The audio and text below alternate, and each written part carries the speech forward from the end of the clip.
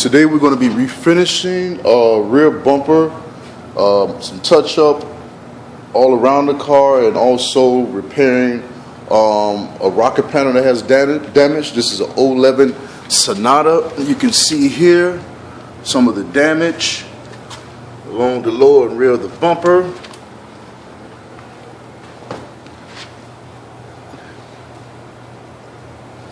It's really not a lot of damage, but because of the way the damage is spaced out, we're going to have to repair and refinish the whole bumper. As you can see here, this is the damage to the rocker panel. So basically we're going to go ahead and start prepping the car. We're going to do some sanding. We're going to take the car off, fill in any areas of the car that may need filler, any Bondo, anything, and then we're going to go from there. After that, sand it down, prime it, make sure everything is smooth and ready for paint. I've sanded all my damaged areas out with the DA and the 180 grit pad. You can see my sand marks. I did have some little areas that need filling, so I used red cap. They were very small and minute, so it wasn't necessary for me to use any type of compound or flowable to fill them. This will take it down a lot easier and to fill in those gaps.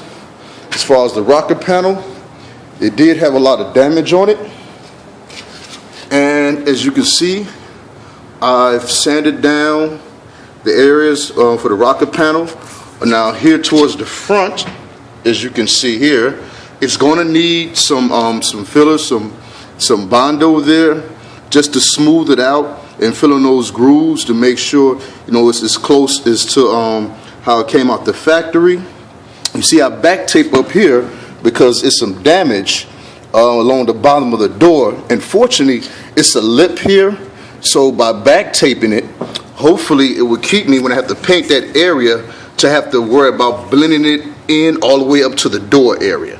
So the back tape should prevent a line from coming there, and if by chance it's a small line, hopefully, more than likely, that's something that can actually be buffed out, and doing a little polishing and should get rid of that. But generally, back taping, if you do it correctly, it will keep that line from showing, and fortunately the damage is very low. Okay, what I've done now is I've pretty much filled all my spots. I've sanded down everything to make sure it's smooth. Again, with the rear with red cap. And now I'm going to get that ready for some primer.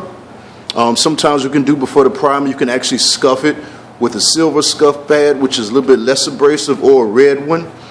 You can scuff it just to to give the primer something extra to adhere to.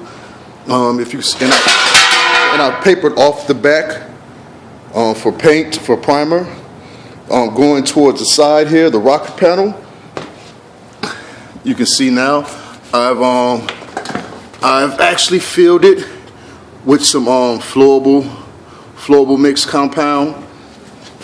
It's a type of Bondo, but not as thick. It goes on a lot easier for nicks and scrapes that are not that deep. And I've sanded that down also and smoothed it out. I've taped off my lines where I'm going to actually paper, so I won't get any spray or overspray anywhere else. And now both areas are getting ready for primer. I'm going to prime it, especially this area, twice. Make it real smooth. And after I prime it, I can see if I have any other areas that need to be filled in or actually needs to be going back over with some more filler. So now the paint is applied, and now we're applying the clear. On the rear, we put a tack coat on, which is a light coat like a wet bed. And then we're going to go back over it again with a heavier spray to finish the clear and the blends.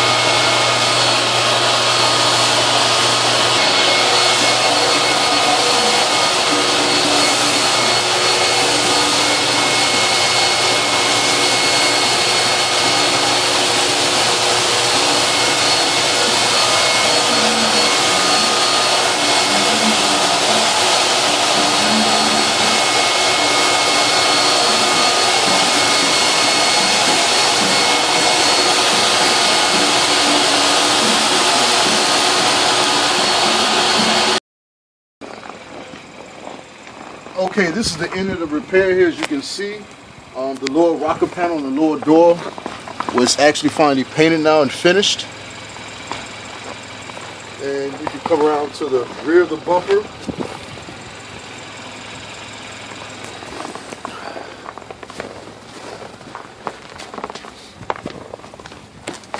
Here, and you can see the repair work here.